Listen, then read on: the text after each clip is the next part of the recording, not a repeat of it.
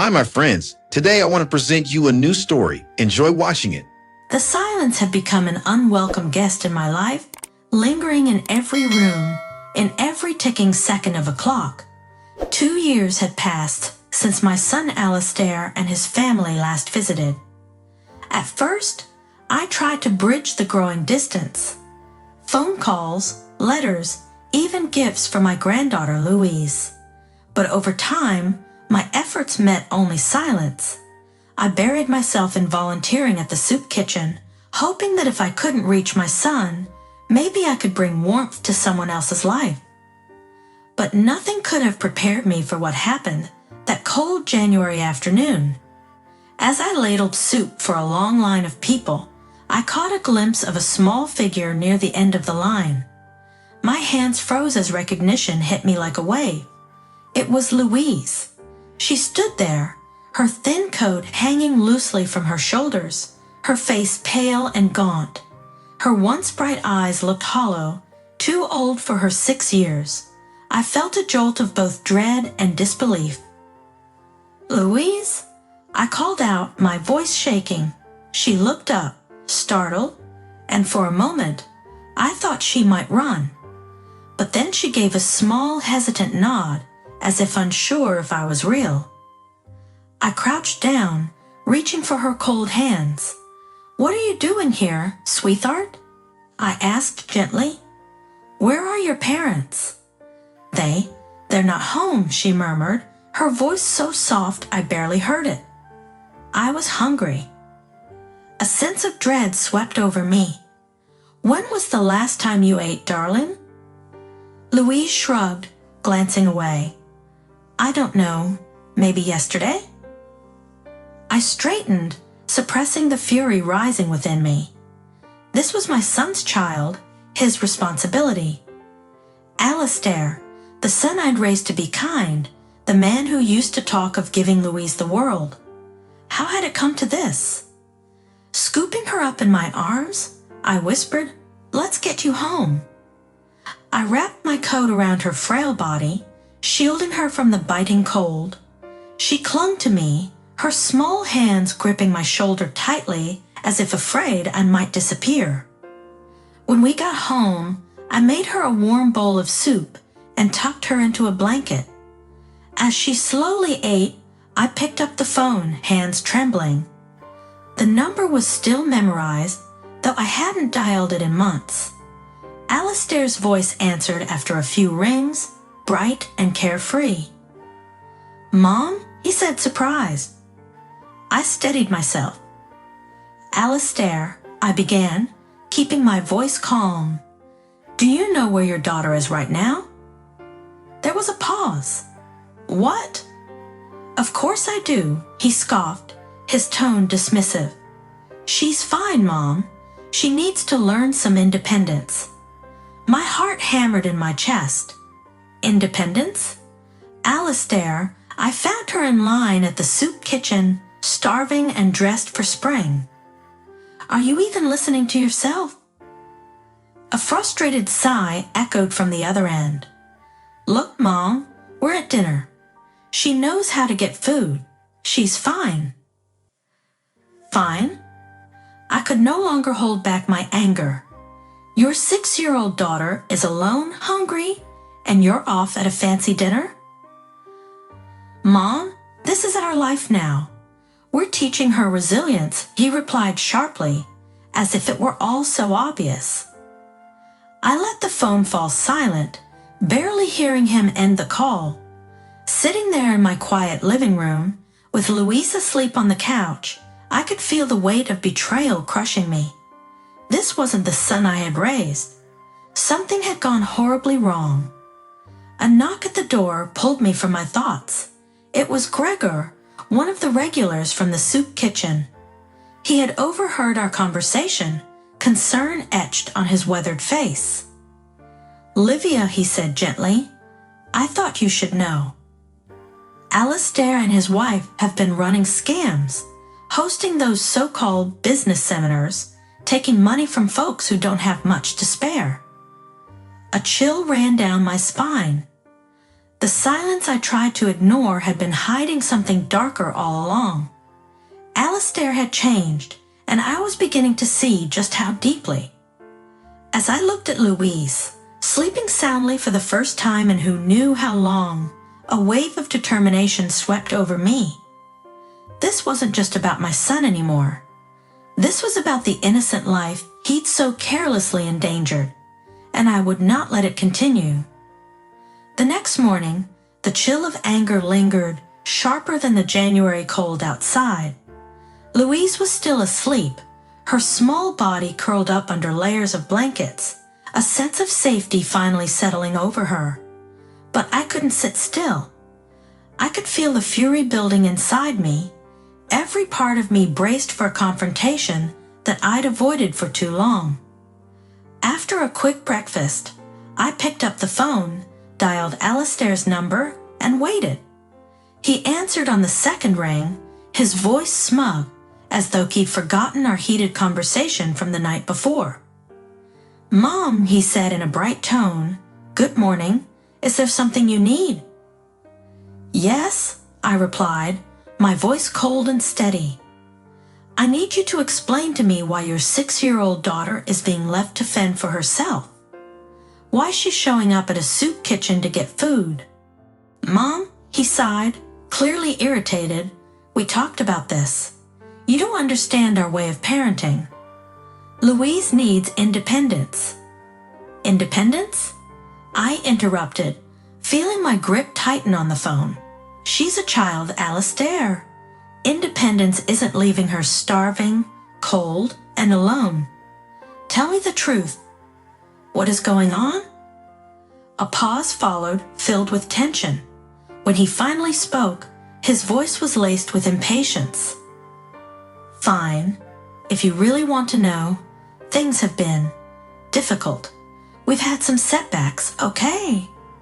But Louise can handle it. She's strong." "Setbacks?" I repeated, the fury boiling beneath my skin. "So you let her wander alone on the streets, hungry? And what about the so-called seminars you've been running?" Alistair's tone shifted, defensiveness creeping in. "Mom, you don't understand how hard we've worked to get where we are. We're making money in ways you can't comprehend." "By lying to people?" I cut in, barely able to keep my voice steady. "Gregor told me everything, Alistair. You're conning people for your own gain, and you're using it as an excuse to neglect your daughter." He scoffed. "Mom, this is none of your business. Louise is fine, and frankly, you have no right to judge our choices. Times have changed." "Changed?" My voice was icy. "The only thing that's changed is you, Alistair. And if you think I'm going to let you treat Louise this way, you're mistaken." I could almost hear him rolling his eyes. "So what? Are you going to take her? She's my child, not yours." "Then act like a father," I fired back. "Or don't be surprised when I do what I must to protect her." I hung up, my hands trembling. I couldn't ignore this any longer. Alistair had made his choices, and so had I. Looking over at Louise, who was beginning to stir, I knew I couldn't let her go back to that life. She deserved better. Moments later, Louise's sleepy eyes opened, and she blinked up at me. "Grandma, are you mad?" I forced a smile, brushing her hair from her face. "No, sweetheart. I'm just making sure you're safe." A small relieved smile spread across her face as she nestled closer. For the first time in a long while, I felt a glimmer of hope. This was only the beginning, but I was ready for the battle. Alistair wouldn't know what was coming. That evening, as Louise played quietly with an old doll I'd found in the attic, a knock at the door sent a cold tremor down my spine. I half expected it to be Alistair, storming in to demand his daughter back. Instead, when I opened the door, I found a tall man in a suit, his gaze cold, his smile too thin. "Mrs. Reynolds?" he asked, glancing around the hallway. "I'm Mr. Garrick, representing Alastair Reynolds and his wife. I assume you've been expecting us." My pulse quickened, but I forced myself to stay calm. "I suppose I have," I replied, crossing my arms. He straightened his jacket. "Mr. Reynolds has informed us that you are, in effect, keeping his daughter against his wishes. He has asked me to remind you that, legally, you have no right to hold her here."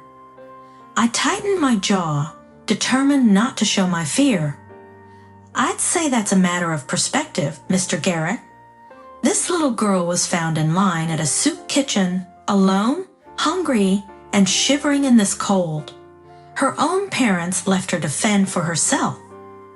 Garrick raised a brow, his gaze flickering with something resembling interest. "An unfortunate situation, no doubt, but Mr. Reynolds has assured us he was giving her a sense of independence." "Independence?" I spat, my voice colder than ice. "She's 6 years old. Does he even know what she needs?" He adjusted his cuffs, unperturbed. "Mr. Reynolds has provided me with a statement indicating that he and his wife will be coming for her tomorrow. They expect full cooperation." My heart hammered, but I met his gaze, refusing to back down. "Then let me make my own statement," I said firmly. "Louise is safe here, and she's not going anywhere until her parents can prove they're fit to raise her. I'll be taking legal action myself." Garrick's smirk faltered for a brief moment. "You would go that far?" "Absolutely," I replied, my voice steady. "My husband left me a small inheritance, and if I need to use every penny to keep Louise safe, then I will." A glint of doubt flashed in his eyes, but he recovered quickly, his voice dripping with forced politeness. "Very well. But remember, Mrs. Reynolds, this is a fight you may not win." I didn't flinch. "We'll see about that." After he left, I closed the door, locking it carefully. My hands trembled, but there was a new resolve within me, a fire that wouldn't be quenched. Louise looked up from her doll, sensing my tension. "Grandma, will Daddy come to take me?" I knelt beside her, brushing a stray hair from her face. "Not if I can help it, my dear. You're safe with me, and that's where you'll stay." Her tiny arms wrapped around me in a fierce hug, and in that moment, I knew there was no turning back. I'd made my decision, and it was unbreakable. The day dawned gray and tense. I felt it in my bones, a heaviness, a sense that everything was shifting in ways I couldn't yet see. As I prepared breakfast, Louise quietly played at the table, her face a mix of innocence and worry that no child her age should carry. Then, the dreaded knock. Firm, insistent. My heart raced as I opened the door to find Alastair and Alicia standing on the porch, their expressions cold. Behind them, Mr. Garrick watched like a hawk, his smirk only deepening my resolve. "Mother," Alastair began in that smooth, practiced voice I hardly recognized anymore, "we're here for Louise." I held the door tight, blocking their view.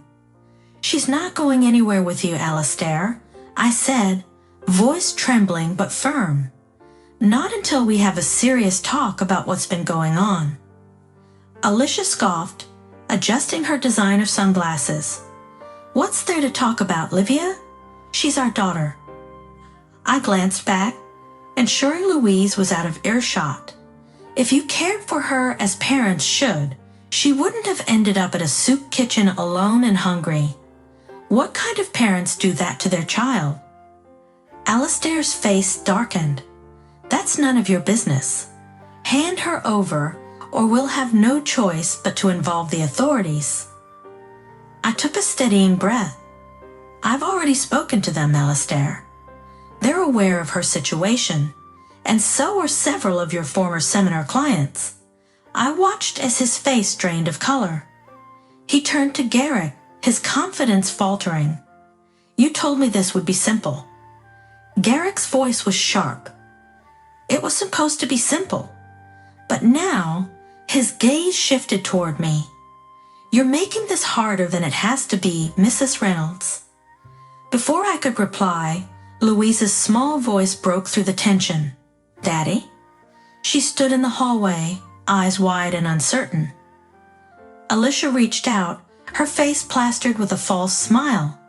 "Sweetheart, come to Mommy." Louise hesitated, looking at me for reassurance. I nodded gently. "It's okay, Louise. Just remember, you're safe with Grandma." Louise took a tentative step forward, but something in her mother's gaze made her freeze. "I want to stay here," she whispered, barely audible. Alistair's eyes narrowed. "Livia, you'll regret this." I forced a smile, though fear gripped me. "I've made my decision, Alistair. If you try to take her by force, you'll have to answer to the courts and everyone you've deceived along the way." They left in a huff, with Alistair throwing one last threatening glare over his shoulder. As their car sped off, I felt a weight lift. This wasn't over, but for now, Louise was safe. Days passed in uneasy quiet after the confrontation, but the weight of the uncertainty never left me. Alistair's threats echoed in my mind, though I knew I'd made the right choice. As Louise settled into her new life, she seemed lighter, more like the little girl she should have always been. One afternoon, as we finished a craft project, the doorbell rang. I tensed, glancing at Louise. "Stay here, sweetie," I whispered, then went to the door. It was Mr. Garrick, alone this time. His face was as unreadable as ever, his suit immaculate. "Mrs. Reynolds, may I come in?" I hesitated, but then nodded, bracing myself. He stepped inside, surveying the modest home with a faint sneer. "I won't waste your time. I'm here with an offer from Alistair and Alicia." I crossed my arms, steel in my voice.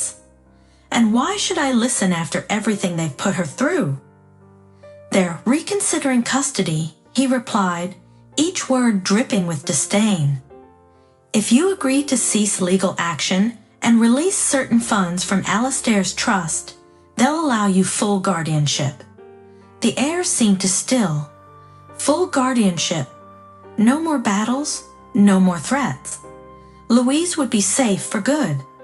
"And in return?" I asked warily. He shrugged. "You withdraw support from any further cases against them. Let them get back to their lives, unhindered." I looked at him, weighing the decision.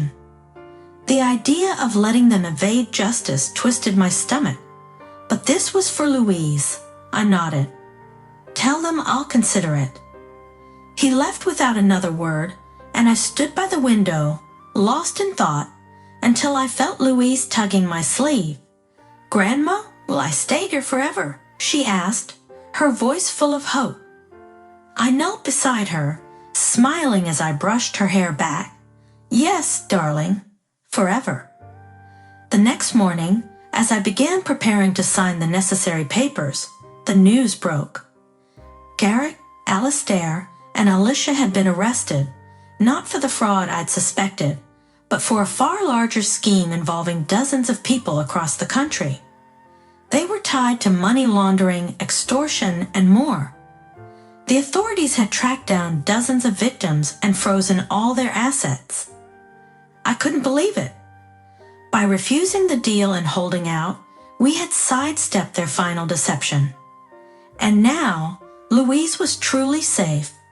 No compromises, no loose ends. As I watched Louise playing in the backyard, her laughter filling the air, I felt a sense of peace I hadn't known in years. Sometimes the people we love the most become strangers, consumed by desires and choices that shatter the very bonds they once cherished. In a world where love and loyalty should bind families together, greed can transform them into adversaries. Olivia's journey teaches us that while we cannot change others, we have the power to protect the innocent and uphold the values they've abandoned. Friends, what do you think of this story? Write your opinion in the comments. Would you like more stories? Don't forget to subscribe and hit the bell button so you don't miss any videos. See you tomorrow.